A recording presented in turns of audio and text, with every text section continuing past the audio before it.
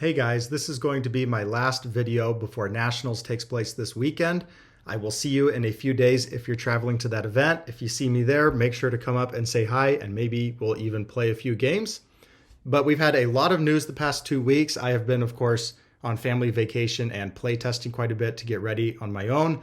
I'm always going to be a player first to this game and content creator second. I've been doing quite a bit of play testing with my brother and others. So if I've been testing with you, just huge shout out and thank you for doing that with me. I am feeling very ready and I've finally decided on a deck. But over the past 2 weeks, we've had Oceania Nationals and EU Nationals take place. So I want to just talk about those a little bit. I'm not going to do in-depth deck list reviews today. I'm going to save those for next week. I'm going to make a 3-part series, one focusing on each region next week. I'm also going to be announcing the winner of my Kami Utsushimi deck building competition and telling who's going to be getting the pre-ordered set or box of Jetburn. And then we had huge news drop yesterday about the future of Universus formats. And I'm also just want to talk a little bit at the end about Nationals, who I'm going to be playing, some final thoughts about what I think is going to be really strong and what I think we can expect. All right, first, let's start with the future of Universus formats because this is huge news that dropped just yesterday.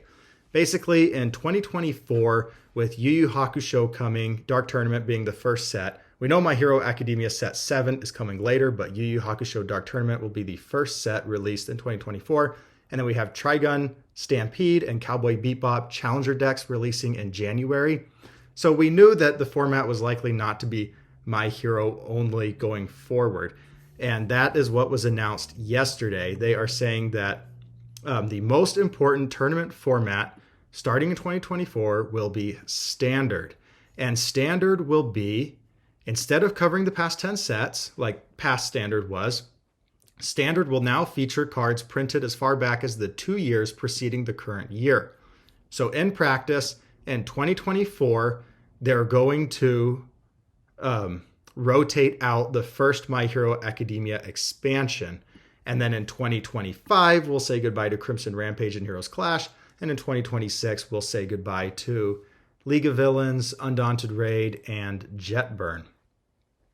Okay, but they're still going to have a My Hero only Spotlight constructed format. So the My Hero only is not going away. I suspect that we're still going to see quite a bit of My Hero only events going forward next year. But in Standard play, which is going to be the most important tournament format going forward, starting next year, whenever Yu Yu Hakusho Dark Tournament releases, Set 1 of My Hero Academia will no longer be legal for play. And this happens once a year, every year, whenever the first booster set releases. So it won't happen until Yu Yu Hakusho comes out, and that's probably going to be like late February, early March, if I had to guess. We haven't had it announced. And also, we haven't had anything announced about 2024 organized competitive play. So we'll just have to see when that comes out. But since it says Standard's the most important tournament format, I suspect most regionals and nationals to all be on this format. But probably we might see some other regionals focused on My Hero only, maybe even a retro regional with how popular the retro event for Friday has been. They started with a 64 tournament, a 64 player cap that quickly filled up. And so they doubled it to 128 and that quickly filled up. I kind of think they could take it even higher and it would still fill up. Feels like there's a lot of excitement for retro. I know I have a lot of locals who have been playing this game long before My Hero Academia, and they are all very excited to participate in the retro tournament. Okay, I feel like I'm going on several different tangents. But to bring it back to the Standard, I really, really like this change. Personally, I think Set 1 cards have gotten a little stale. Like, I'm ready to say goodbye to Jiro, Eraserhead 1, maybe not Shoto 1, but Bakugo 1, Momo, let's see else, Ochako 1. Like, I'm just ready to say goodbye to these characters, Nomu especially. I'm ready to say goodbye to these characters and start playing with the new characters a lot more. Of course, Set 5 will probably dominate. Like in the past, everybody's complained about Set 1 saying it's too powerful. There was a huge push just to ban it even earlier. Like I think late last or early this year, there was a big push to just ban set 1 because it was too powerful. Now that we have set 5, that kind of talk has quieted down quite a bit. But I suspect starting next year, everybody will be saying Undaunted Raid is too powerful. These characters are totally dominating the game. And that might be true, but I'm still ready to say goodbye to set 1 characters. I'm ready to say goodbye to set 1 0 difficulty foundations. I think foundations like Release, It Can't Be Fixed, Tight-Lipped, Requesting Assistance, I think these are way too powerful. They're extremely powerful in face. And normally they have good block modifiers, which is just crazy. Like we see powerful 0 difficulty foundations coming out in like Jetburn, like Surprising Skill, for example. But it's also hit with this 4 block modifier, mid block modifier. Whereas Release is a 2 high, Tight-Lipped is a 1 mid. You got like Self-Sack, a 1 difficulty foundation as a 1 low. I feel like they've really taken corrected the block modifiers of these low difficulty foundations now. And also they're making their effects a lot less powerful. Like Release is just way too powerful. I should not be using my Electric Jolt to commit down my rival's 0 difficulty foundation. When I flip Electric Jolt to commit a rival foundation, I should be picking a 2 difficulty or a 3 difficulty foundation. I shouldn't be picking a 0 diff. And this has really broken Back Alley Haymaker because Back Alley Haymaker could just build in Release, It Can't Be Fixed, and Tight-Lipped, and feels way too strong. So going forward, with set 1 going out of tournament play, Back Alley Haymaker will still be a really strong card, but it's not going to feel ban-worthy like it does now. Right now, it's like incredible that card has not been banned. But going forward, when it's building in Warm and Bubbly instead of Release, it's going to feel like a strong but fair attack. So I'm really looking forward to those going away because I think those were a design flaw in the game. And 0 difficulty foundations right now are still very playable. Like we'll still have Quick to Act. We'll still have Basic Training, Easily Excited, Surprising Skill, Keeping Aerie Safe. There's still going to be a lot of powerful ones. It's just that these absolutely broken 0 diffs and spam foundations are going to be out of the game. I'm also looking forward to like Home Run Comet, Indiscriminate Shock, Texas Smash. I'm looking forward to these attacks going away and playing with new attacks. I'm kind of tired of seeing every Evil and Water deck start out with 4 Tongue Whips. So, what are we going to play instead of Tongue Whips? It's going to be really interesting to see how the format evolves. I think that's going to be a lot of fun. I also think that having rotation happen once a year is going to be very simple for players to keep up with. And making it to where a new player is never having to buy cards from a set more than 2 years in the past is going to be very nice just for monetary reasons.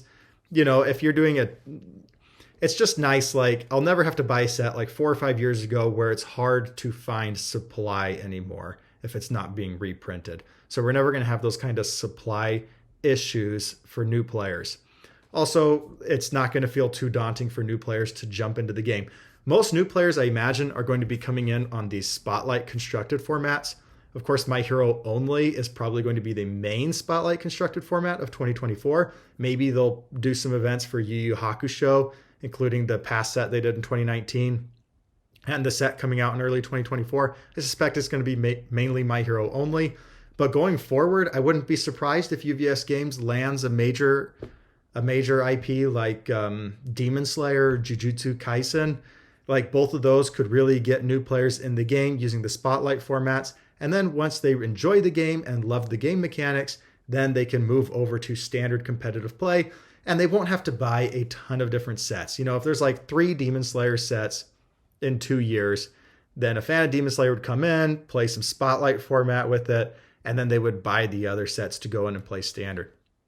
I'm one of these players that I started playing this game only because I like My Hero Academia.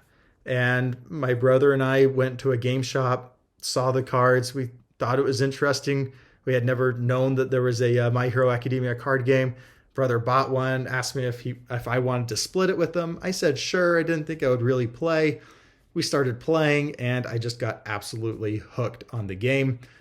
Obviously, I'm here today spending way too much time on this game, but that's okay because I'm having a good time. All right, I just went on a huge tangent. But yeah, I think the Spotlight constructed format is going to be good to bring in new players, and then they'll switch over to standard as they really like the game. So I'm very in favor of this, and I'm actually really looking forward to saying goodbye to set 1 cards. Monetary wise, this is going to hurt the value of my collection. I have, like, here, I've got my cards all around me. Like, I've got, like Destined for Mainstream Success promos. I've got the release promos. I've got all the RLE promos. I have spent quite a bit of money on set 1 cards. So it's going to be kind of a bummer when monetary wise their value goes down as people play with them less. Of course, they'll still be played with in My Hero Only format and in retro format, but they're not going to be played with in standard format. But that's just how it is. You have to take the bad with the good, and the game can't stay stale. And I'm a player of this game first, not an investor of this game. So I am okay to see the value of my set go down, since it means that the game is going to feel more fresh, and we're going to see a lot of new strategies come out and new symbols dominating, like the life symbol with no release, self-sack, passing the torch. It's going to just see a home run comet, quick creation. Life symbol is going to see a huge nerf, whenever set 1 goes. So it's going to be kind of fun to see what symbols do the best and what symbols kind of go away in competitive play. The one card I do care about keeping its monetary value is my, my Chrome Rare Shoto Todoroki. But I think that's always going to keep its value. The Chrome Rare was never about like competitive play.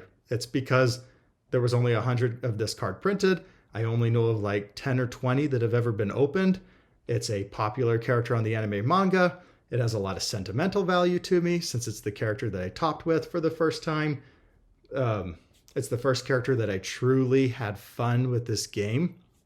Like, I was having fun in the past, but like playing Todoroki 1 was like when I truly fell in love with the game. Just canceling something to me is my absolute favorite thing to do in this game, and maybe always will be. So I don't think that the value of the Chrome Rare is going to tank. I think it'll always stay. It's fundamentally a collector's card and not a competitive card.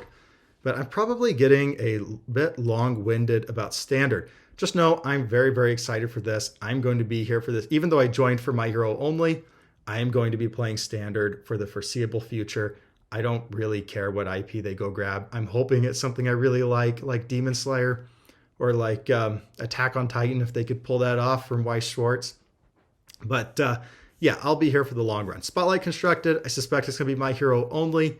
They're probably only going to be able to focus on 1 or 2 Spotlight Constructed formats, like from an organized play perspective each year. Maybe next year will be My Hero Only and Yu Yu Hakusho. There's other Spotlight Constructed formats, of course, but I think those are probably going to be more kitchen table formats. And then Booster Draft and Sealed, I think of these as like side event things, and I really don't think these are ever going to be more than side event. And Retro is like once or twice a year. What I'm really hoping for, honestly, is I just want more RLEs. This year we've had 12 RLEs, and 10 of them were in person and 2 webcam RLEs. And then I guess we had 3 since OCE was technically webcam for the first half of the year.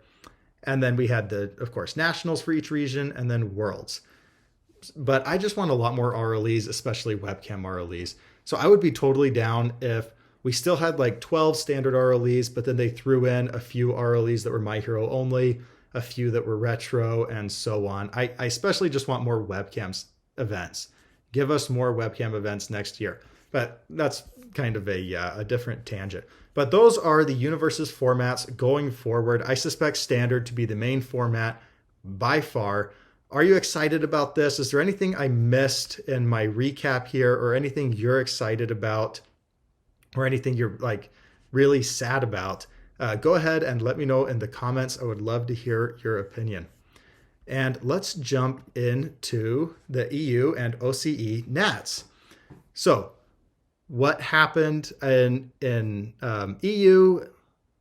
Who was it? I think it was Liam Chawner, or was it Mike? No, it was Liam Chawner won the event, I believe, and Luke Quincy got second. Oh, I see. I think this is the order of their placements.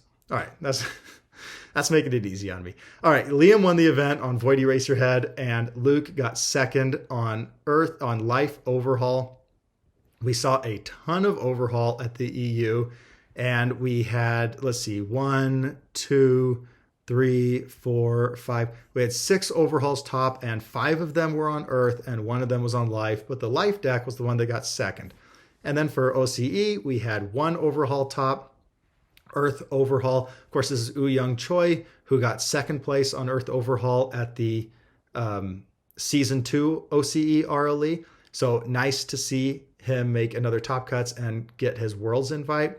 So here's our 4 Worlds players from OCE. We have Brandon on Good Mirio, Bailey on Good Toru 2, Zane on Chaos Tokoyami, and Young Choi on Earth Overhaul. And then in the EU, Liam and Luke, of course, Brett Pendragon, also known as Dobby Guy, on Void Midnight, Matthew on Earth Overhaul, John on Good Mirio, Philip, of course, who got second place at last year's HLC on Air Giro, Kyle on Earth Overhaul, and Grant on Earth Overhaul. Grant, of course, I think was the winner of the Season 1 EU RLE on Giro. So heavy representation for Overhaul. Not quite the 20% that I was expecting, but still heavy. And almost all of them are on the Earth package, which makes sense. I think the Earth package is the most simple, and I think it's pretty consistent. Yes, the easiest to pick up. I think Life Overhaul is probably the best. Like, we've seen it have the best results. We've seen it win 2 RLEs in Season 2, and here we see it get second place. It's the best performing Overhaul, but Earth Overhaul does feel the most consistent and like the Overhaul build that you're going to play the most at Nationals. Evil Overhaul, I think, is just as good, but I think it's more complicated to play and much, much harder to deck build. So I suspect we won't see that many Evil Overhauls, even though I think it's probably quite a good deck. And then we had Void Eraserhead actually see pretty heavy representation. I think it was the 3rd most represented character at EU Nationals. It did not top at Oceania, but in the EU, it was a very, very popular character, actually more popular than Giro. So this is one of the major surprises for me from these 2 regions, is the lack of Giro. I thought we were even going to see more Giro representation overseas, especially because she's had quite a bit of success at the EU region. But here we see only Philip making top cuts with Giro out of both regions. So that is a huge surprise to me. I'm not sure if that means we're going to see a lot less Giro at US Nationals, but it's definitely changing my expectations. I thought that now that there was a lot on the line and it was the biggest event of the year, more people were going to be piling into that character. Just didn't pan out that way. So very, very interesting there. Void Eraserhead, of course, was the one that won the game. Void Eraserhead really can play this long game really well, but does struggle to kill you early on in the game. Yeah, as another part that I want to mention is we saw a lot of buddy lists in these 2 top cuts. So Liam's Eraserhead and Mike's Eraserhead are pretty fundamentally the same. They're different in like 3 or 4 cards, and they're different in their sideboards, but pretty much they're the same list. And then on the Mirio lists, whose were the same? All of them are 63 cards. All of them have 22 attacks. So they all have the exact same ratio, and all of them are running 1x Airy. So very, very interesting. We see the Mirio players going to this Mirio list that is down to play the long game and a mid-range game and doesn't just depend on killing you early. We're going more defensive and not so much just relying on the insane aggro that Mirio can put out, which I kind of like this change. I've kind of gone the opposite way with my Mirio list. I'm going to be playing at Nationals. I'm playing a insanely aggressive deck. But yeah, this just makes a lot of sense to me. But 2 of them were the exact same, actually, and I can't remember which ones. Maybe it was John's. Let's see. 3 rewinds, 3 rejues. Let's see. It was John's and I think Ben's. 3 rewinds. three. Yeah, I think John and Ben's were the same list, although I can't quite remember just off the cuff here. But so 2 Mirio lists that were almost the exact same, that were the exact same, 2 Void Eraserhead lists that were almost the exact same. And then over here in the OCE, Zane's Chaos Tokoyami list and James's Chaos Tokoyami list were the exact same. I'm not sure if they had different sideboards or not. I guess I could quickly check. But just for the purposes here, it was interesting to me that we saw 3 pairs of buddy lists all make top cuts. So I think what kind of happens is probably the person you're playtesting with, you just playtest over and over, and then eventually somebody says, hey, I really like your list. Maybe I'll just play your list and then we can practice all the matchups together. And then we're always getting practice for our deck. I know that's kind of what my brother and I have been doing recently, where we've been playing pretty much the same list.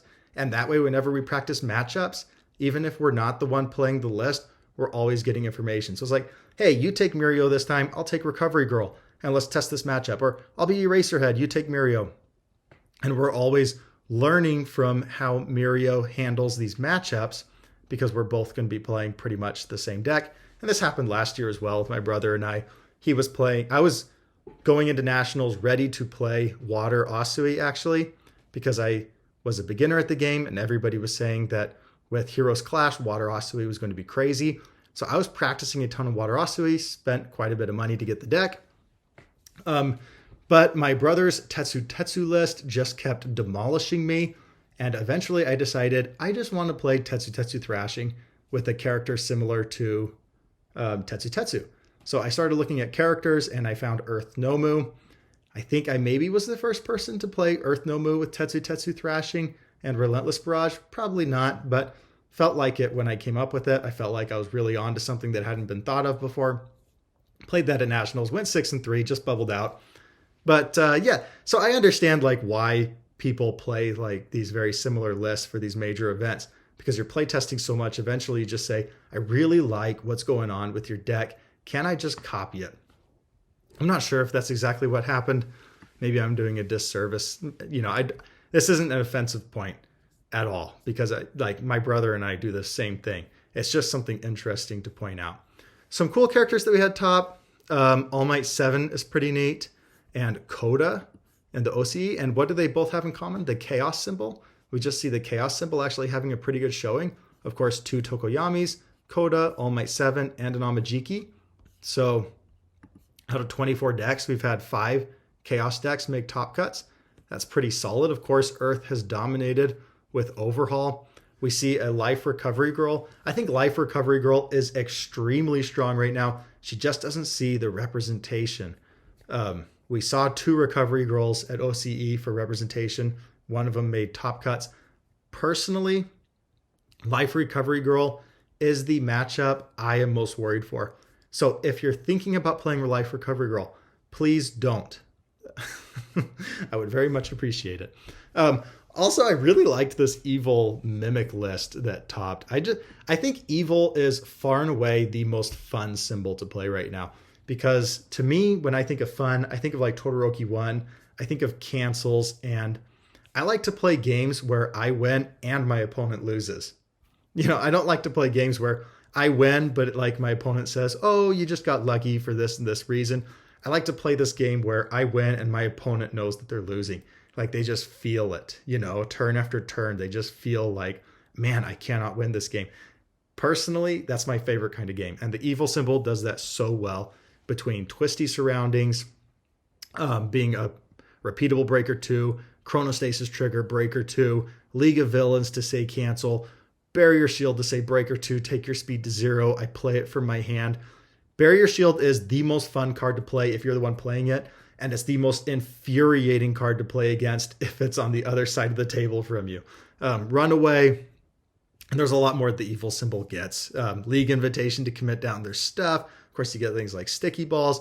The Evil symbol just has so many tricks up its sleeve and disruption available to it. I think it's quite good, and I think it's strong in multiple characters. I think Evil Overhaul is very strong. Evil Mimic, Evil Tabe, Evil Shigaraki 3. There's one more I'm forgetting off the top of my head, but I'm starting to lose my voice here, so I think I'm going to wrap this up. Was there anything else major that I want to talk about? Oh, Void, of course, just got a huge boost. We see Void Eraserhead and Void Midnight both taking advantage of the same card, and that is Rejuvenating Smash. You get the free momentum, and you get repeated 100% Smash on Void. These were far and away the best two cards to come out of Undaunted Raid, and repeated, and Void Symbol gets to take advantage of both of them. Also, you get maybe the third best card to come out of Undaunted Raid, Barrier Shield. So the three best cards out of the whole set are all on the Void Symbol, and the Void Symbol gets access to a ton of different cancels and disruption pieces like Can't Escape Me, Learning the Standards, Dissolving the Conflict, Night Watch, Decoy Duplicate. Yeah, all of these feel very, very strong in the metagame right now. And, if you're playing the Void Symbol and you're actually being serious competitively, you're almost definitely playing Eraserhead or Midnight. And I think they both have different pros and cons. Probably Eraserhead edges out Midnight by just a little bit, but not by much. And I think Nullify is very strong right now. I do think there is a debate to be had about which is the better card, Repeated or Rejuvenating. Out of the two Nationals, Liam was playing 4 Rejuvenating and only 2 Repeated. Luke was playing 3 Rejuvenating, 4 Repeated. And over on the OCE side, first place, Brandon was playing 3 Rejuvenating, pairing it with Raiding to make sure that he can get the momentum off that combo. I love that combo for Mirio. And then in second place, Bailey was not playing Rejuvenating, but I kind of think that between preparing for battle and raiding the villain hideout, being at a 4 and a 3x, I kind of think she could have, they could have been, and had a lot of success with it. All right. So yeah, which is better, Rejuvenating or Repeated? I think that's a legit debate right now, because Repeated, sure, it's unfair from a difficulty perspective, but it's not really doing anything to it's not doing as much flow benefits as Rejuvenating, if that makes sense. Rejuvenating, just getting the free momentum plus drawing 2 cards, makes such a big difference on a turn. And it's part of why I actually think that Can't Escape Me, canceling this response, I think is actually going to be a pretty big card for US Nationals. I kind of think personally, this might be a hot take, that Rejuvenating Smash is better than Repeated 100% Smash and has been more meta defining since set 5 has dropped than Repeated. And I think it will continue to be so at US Nats. I might be biased because I'm playing a Rejuvenating Smash deck, but that's just me. Let me look. I got some notes here on my phone. Let me go and look if I'm missing anything before I jump into what I want to talk about for US RLEs. Evil Symbol. Oh yeah, the EU games were just going extremely long. And a lot of these games were, I was watching personally, I had some issues with our flights for our family vacation. So we ended up having to drive 17 hours to Tennessee and then 17 hours back. Did it on the weekend both times. So going up while I was driving, I was watching. Okay, I shouldn't say I was watching. I was listening to and sometimes glancing at the casting for the event. And then on the way back was listening to the OCE event. So I got to listen to most of the matches, and a lot of these were going extremely long, which I was grateful for because it gave me more content to listen to while driving. But it really showcased how important deadlock is right now. If you are not winning early in the game, Overhaul and Eraserhead are, they can just sprint to 10 to 20 foundations extremely fast, especially Overhaul. If you're not applying a lot of pressure on him to blow up his stage, he is going to sprint to 20 foundations. And if you don't have a lot of solid deadlock on your board, he is just going to strangle the game and win. And it's going to feel impossible. We really saw in the EU finals between Luke and Liam how important deadlock was. Luke was he was sideboarding in his focused attacks because deadlock became such an integral part of the game. And it was turn defining whether or not he drew a focused attack.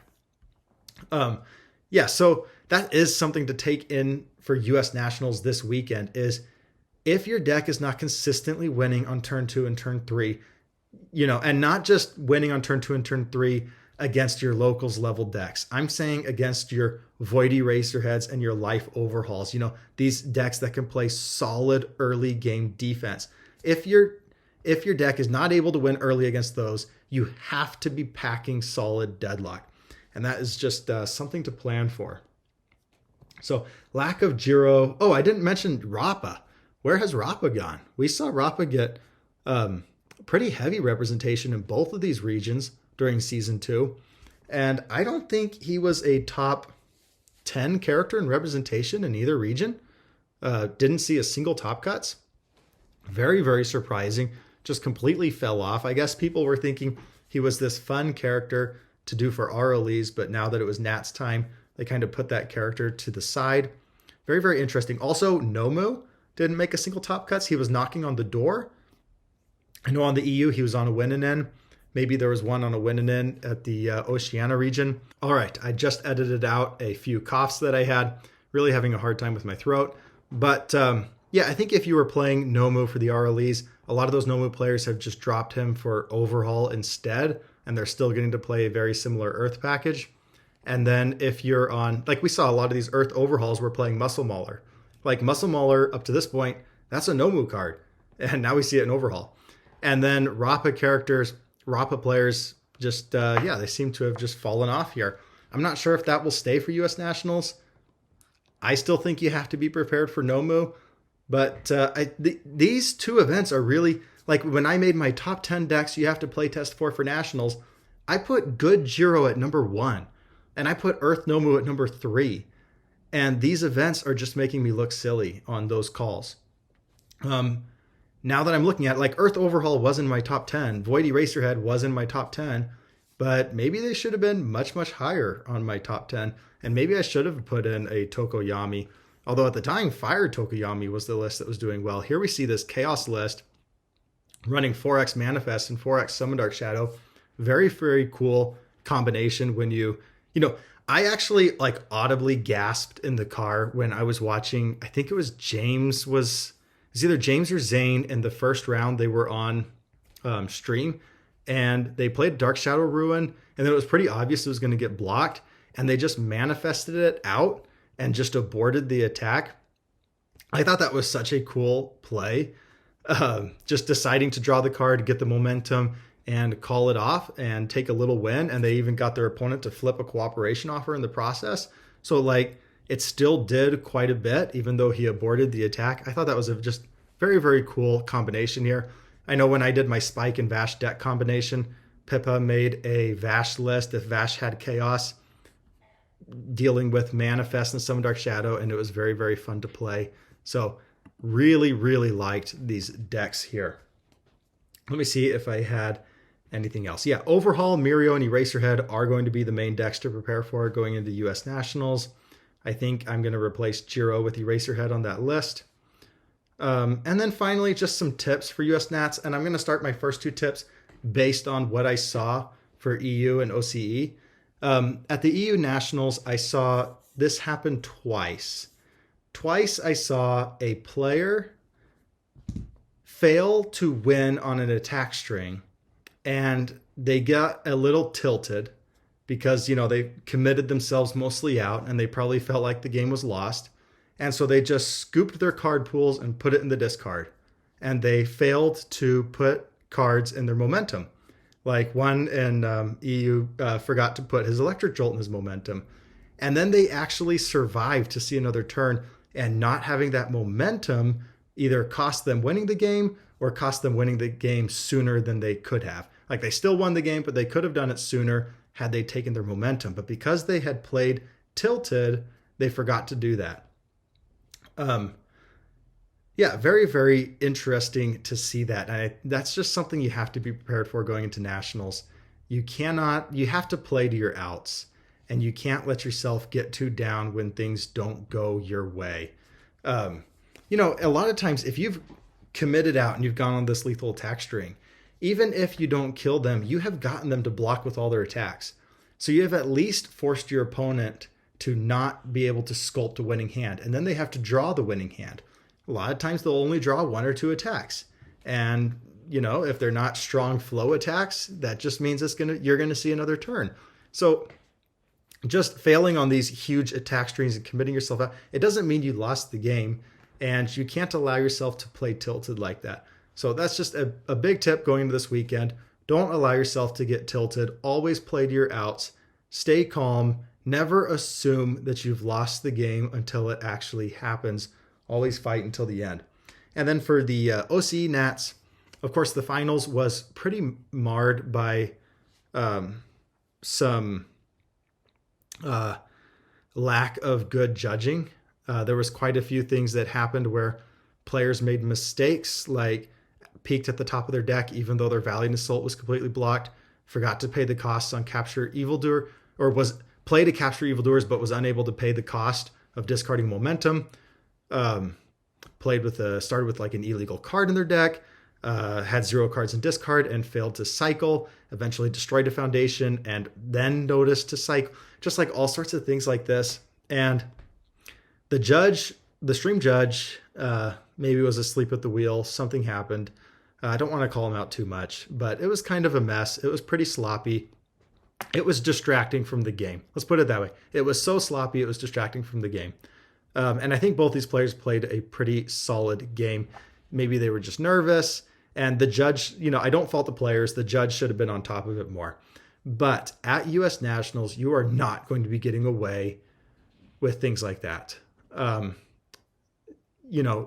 it's serious and you're at the top tables, you need to make sure that you know how your cards interact with each other and that you're not accidentally doing any of these things against the rules. Just very, very important to know all of the interactions with your deck and understand the game interactions. A lot of times your rival, if they're more experienced than you, they'll just help you along. But a lot of times, like, your rival just might not let you get away with these types of things at the US Nats. I think it's going to be like a higher level of judging, like a higher standard for judging. So something to be aware of. Here's some other tips I have for US Nats. I was going to make a video on tips, but I never did. So let me just give you some. Stay positive with your self-talk.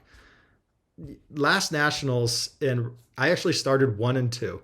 I lost round 1 on a misplay. Round 2, I won. Round 3, I lost. I actually played Jesse Cervini. At the time, I didn't know him. Now I know he's a very good player and prominent player in this community. And he was a very, very good sport. Had a great game with him, except I just had terrible luck. I was playing Nomu, and like 3 straight turns when I absolutely needed to draw attacks, I just drew all foundations. And of course, that just happens as a 5-hander. So I started the day 1 and 2, and I ended up winning 5 straight games and getting to 4 straight games and getting to 5 and 2, and then finished the day 6 and 3. But along the way, I remember in round 5. So at this point, I was 3 and 2. I was playing somebody who was playing Death Ochako. I don't remember what this person's name. And they were fun to play, but they had a lot of negative self-talk. Like, I remember just at the very beginning, it's like, oh, you're probably going to win. Of course you check a 5, or of course I check a 3. That just always happens. Like, was just like really like putting himself down to the point to where I was like uncomfortable at how much he was putting himself down. It was like, hey, bud, like, it's okay. Like, I won the round, but it felt like I won the minute I sat down, because he was so down on himself. And you really can't let yourself get in that situation. And it can be tempting when you have a few tilting game experiences. Like, I could have easily gotten that way after starting the day 1 and 2. Or for example, in Florida, when I top cut with Shoto, I lost in round 1, I think largely due to a misplay on my end. And then I won the next 2 rounds. And then at lunch, I just went on a walk and just, tried to think positive and think about what I need to do and not allow myself to get down, because it was hard for me to move past that round 1 loss because it was so close. And I felt like I had it within my reach and just failed to do it. So that's, one of my number 1 tips is stay positive with your self-talk. You can be tilted for a little bit after a hard round. You're allowed to be disappointed in yourself, but don't let it affect your gameplay. Don't let it affect your next round. Just have it stop right there. Next round, try your best again. Get some solid sleep, eat right, bring some water. Very, very important. This game has so many interactions. You can't be doing it on lack of sleep. So if you play retro, don't stay out all night, play, doing karaoke and things, or do, because the number one thing is to have fun. But double check your deck, play some practice games that morning. Remind yourself of tricky interactions, especially if you have like sequence issues. Like for me, like I'm playing Phantom Threat, so I might just remind myself, like, don't forget the 5th time you give it a damage and you respond, it's going to get flash. So make sure that you've used the top enhance to send your momentum before you've done that. Like just, little interactions like that. Show up early to the venue so that you feel confident about getting there. Nothing frazzles you more, at least for me. Like when I'm running late, that just really frazzles me and my mind has a hard time coming back from that. So show up early, get your mind in the right space. Never be salty. Always give props to your rival. That really, really bothers me whenever I play. It doesn't bother me too much, but when your rival just gets really, really salty, it kind of takes away from the good feelings from your rival from winning. Like just allow your rival to feel good about their win, treat them like you want to be treated. It's okay to be disappointed yourself for making a misplay, but don't forget to give your rival props. Don't forget to sideboard and then sideboard out. It can be, sometimes you just want to go to the next game so fast, but don't forget, take some time, sideboard. And if you have sideboarded before the next round, go back to your original deck. And my last piece of advice is think slow. Make sure that you know your deck so well that you can spend your brain power instead of thinking about how you're going to play. Spend your brain power memorizing remembering the number of attacks you have in your discard. Looking at your opponent's staging area and knowing the interactions that they have. Knowing the attacks in your rival's discard and what attacks your rival's playing. That's going to tell you what block zones to hold. Just things like that. Like be paying attention to your rival's staging area. Be paying attention to your discard. Because that's a lot of information. If you're playing 18 attacks and you have 14 in your discard and you have like 10 cards left and you have 2 attacks in hand, that means you got 20% of your cards being an attack. So you're probably, going to be checking more 5s. Like just kind of keep track. Like know your interactions so well that you can spend your brain power on the like finer points of the game. And that is, those are my practical tips for Nationals. And I know this video is going a little long, but for me, I am going to be playing Good Mirio for Nationals. I just bought some new sleeves. I bought new sleeves for both of my decks, actually. For Mirio, I bought these white katana sleeves. I have to say, I'm probably going to use katana sleeves from here on out. These things feel so incredibly smooth. Feels amazing. Why did I pick Good Mirio? He's not the most fun character to play. Plays a little simplistic. He is a very fun deck building character, in my opinion. There's just a ton of different directions you can take Good Mirio. As someone who's played hundreds of games, I have tested out just tons of different iterations, and each ones have been very, very interesting. They all do play pretty simplistic. So that's kind of the downside of Mirio. But the reason I went with them is because I think he's one of the best characters in the game. I think he is the best character in the game. Just to have that out there, I think Mirio is the best character in the game. And I think I have more practice than almost anybody in the game on the character. And so that's why I ultimately decided to stick with Mirio, is because if I switch to Recovery Girl, if I switch to Eraserhead, if I switch to Overhaul, there are lots of players out there with more experience on that character than me. And that's a huge disadvantage. So I wanted to stick with Mirio because I feel like I probably have, I'm probably like top 3 in time spent on the character compared to others spent on the character. So that's why I ultimately decided to go with Mirio. I'm going to be playing Todoroki for the Teams event and for Retro event. I was going to do Nejire for Teams and Shoto for Retro. I decided to keep it really simple. The Retro event, I'm really not playing a Retro deck. I'm playing my Water Todoroki list with 4 copies of Bang. and then I'll have 4 different, normal cards like nullifies and other things to put in when I'm playing not retro, like when if I'm playing in teams and I don't make I'm not playing in top cuts for the main event. If I'm playing in teams, then I'll play Shoto. And Shoto's going to be the character I have more fun on compared to Mirio. So that's kind of how I'm doing this for Nationals. I'm balancing the fun and the serious. I'm playing Mirio for the serious and then Shoto just to have fun. And I bought these custom sleeves. Pretty nice. Water for the Todoroki. So very much looking forward to this weekend. I'm only going to be bringing those 2 decks. Decided just to keep it simple. I'll just bring Water, Shoto, Good Mirio. Those were the 2 characters I had the most success on this year. I'm going to use Nationals as like a time to celebrate those characters and celebrate those achievements and just have fun with these characters one last time, especially one last time for Todoroki since he won't be legal in Standard here in a few months. So that is going to do it for me. I will see you guys all this weekend. It is going to be an insanely fun tournament. And, if I'm matched up against you this weekend, good luck. And I'm looking forward to it.